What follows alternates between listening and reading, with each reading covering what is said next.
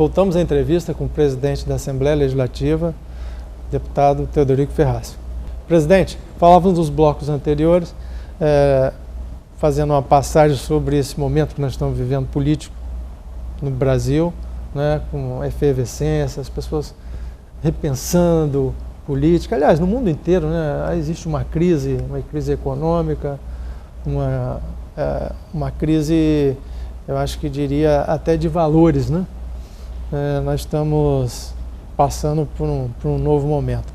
E eu me lembro, acho que vale a pena aqui resgatar esse momento que o senhor teve uma liderança muito importante no Congresso Nacional, o senhor como deputado federal, liderando uma frente parlamentar no último governo da ditadura militar, né? Isso. Do governo Figueiredo. Fala um pouquinho sobre isso, como foi esse momento, resgatando, que foi questionado uma série de situações do governo. Teve um momento em que a revolução foi importante para o país, mas ela foi saturada pela falta de democracia. E quando o presidente Figueiredo tomou posse, ele que era tido como um homem abrutalhado, homem de cavalaria, mas pessoalmente não tinha nada disso. Eu viajei várias vezes com ele de avião, ele era um homem super educado, servia café para gente, diferente de outros generais, como o Otávio Medeiros, que nem cumprimentavam os deputados. E isso nasceu aí uma conversa muito próxima, porque o João Batista Figueiredo achou que o período militar tinha que ser extinto. E ele jurou que traria novamente a democracia para o país. E eu embarquei nessa canoa. Eu embarquei e sei que ele sofreu muito. Ele confessou a mim algumas vezes que ele estava sofrendo, até citou o nome, o general Walter Pires, com alguns problemas que existiam, mas que ele ia honrar a palavra junto ao povo brasileiro, que ia realmente fazer voltar a democracia ao país. E baseado nisso, eu me antecipei. Eu fiz um longo discurso no Congresso Nacional. Eu me lembro que houve até gente que ficou espantada com a minha severidade do discurso, porque eu disse que estava na hora dos militares voltar para os quartéis. Aí, em plena Revolução, uma pessoa falar nesse sentido, foi muito difícil, muita gente compreender. E muita gente com medo de voltar a era do Márcio, né, que fez um discurso lá e invadiram o Congresso Nacional. E eu fui mais longe ainda. Eu fui, quando o presidente Figueiredo passou mal, teve um infarto, eu estava na Nigéria. E o embaixador Castelo Branco, que estava lá, me acordou de madrugada para dizer, olha, eu sei que é preocupação sua, mas o presidente teve um infarto. E existem notícias não muito agradáveis com relação ao processo democrático. Eu pedi a ele que me ajudasse a voltar para o país, que naquele tempo só a Varig fazia Rio Lagos a segunda-feira, e voltava. E era numa quinta-feira. Aí ele me ajudou, eu tive que ir para a Itália, da Itália tive que vir para o Brasil, quer dizer, eu tive que quase que dar uma volta ao mundo, porque eu me preocupei com essa situação, dados os encaminhamentos da situação. Mas foi exatamente ao contrário que aconteceu. Fizeram uma fofoca muito grande com o presidente, que quando eu falei para os militares voltar ao quartel, e que estava na hora de entregar o governo a Aureliano. Por que eu declarei isso no meu discurso, que eu fiz logo em seguida? Porque o Aureliano era o vice-presidente da República e estava em choque absoluto com o presidente, e eu fui portador até de um recado muito mal criado para ele, né?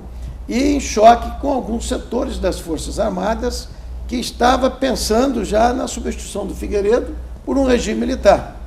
E aí faziam parte nessa, eu me lembro do general Newton Cruz, né, que chegou com um cavalo branco, empinando em frente ao Congresso Nacional, e se anunciava que o presidente Figueiredo não queria passar o governo para o Aureliano. Mas não era bem o Figueiredo, que o Figueiredo tinha ido imediatamente para Cleveland, para operar nos Estados Unidos.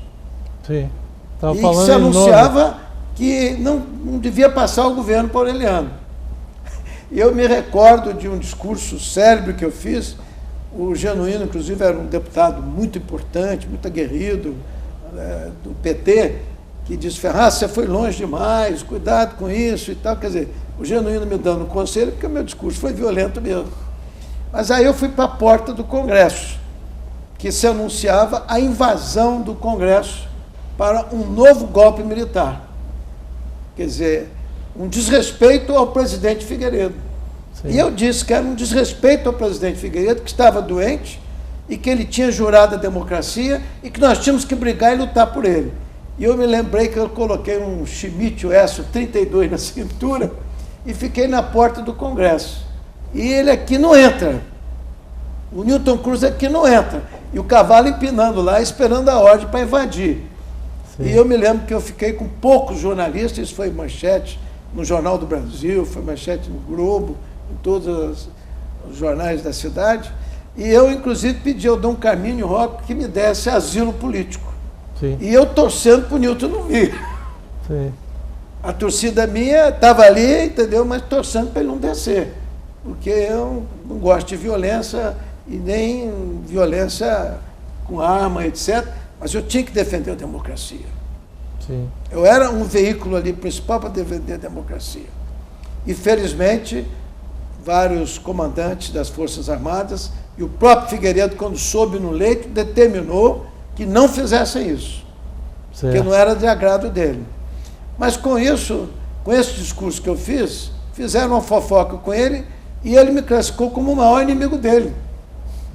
Que eu estava querendo realmente que ele saísse por ele entrar. Não era. Era para substituir nessa eventualidade. O nome da frente que foi criada foi a Nova... Aí, como isso aconteceu e a fofoca era grande, aí eu resolvi brigar, resolvi enfrentar.